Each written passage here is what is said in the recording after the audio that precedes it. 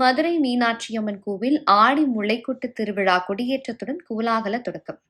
பக்தர்கள் ஏராளமானோர் பங்கேற்பு. மதுரை அருள்மிகு மீனாட்சி சுந்தரேஸ்வரர் திருக்கோவிலில் ஆடி முளைக்கொட்டு திருவிழா கொடியேற்றத்துடன் கோலாகலமாக தொடங்கியது.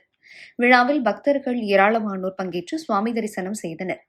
ஆடிப்பட்டம் தேடி விதை என்ற ஆன்றோர் வாக்கின்படி விவசாயிகள் ஆடி மாதம் விதை விதைத்து நாற்று நட்டு விவசாய பணிகளை மேற்கொள்ளவும், தங்கள் நிலங்களில் பயிர்கள் அமோக விளைச்சல் வேண்டியும் உழைக்கட்டு வைத்து இறைவனை வழிபாடு செய்வர். அந்த வகையில் மீனாட்சியம்மன் கோவிலில் அம்மனுக்கு மட்டும் உரிய திருவிழாக்கள் ஆடி முளைக்கொட்டு திருவிழா, ஐப்பசி கோலாட்ட உற்சவம், நவராத்திரி கலை விழா, மார்கழி எண்ணெய் காப்பு ஆகியவை சிறப்பு கொண்ட விழாக்களாகும். அந்த வகையில் சிறப்பு பெற்ற ஆடி முளைக்கொட்டு திருவிழா கொடியேற்றம் இன்று அம்மன் சன்னதி முன்பு நடைபெற்றது. இதையொட்டி அலங்கரிக்கப்பட்ட அம்மன் சன்னதியில் முன்புள்ள கொடிமரம் முன்பு மீனாட்சி அம்மன் பல்லக்கில் எழுந்தருளியதை தொடர்ந்து சிறப்பு பூஜைகள் நடைபெற்றன. இதனையடுத்து வேத மந்திரங்கள், மங்கள வாத்தியங்கள் முழங்கிட கொடியேற்றம் சிறப்பாக நடைபெற்றது.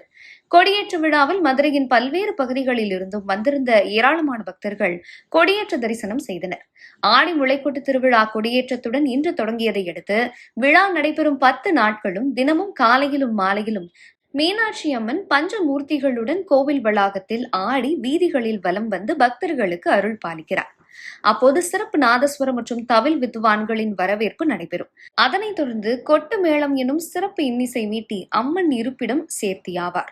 விழாவில் வரும் 22ஆம் தேதியன்று மாலையில் அம்மன் ஆடி வீதி உலா நிறைவடைந்ததும் உற்சவர் சன்னதியில் மாலை மாற்றும் பூஜைகள் நடைபெறுகிறது. ஆடி முளைக்கொட்டு உற்சவத்தின் மூலம் விவசாயம் செழிக்கும் என பக்தர்கள் நம்புவதால் அதன் அடிப்படையில் பூஜைகள் அனைத்தும் நடைபெறும் என்பது குறிப்பிடத்தக்கது.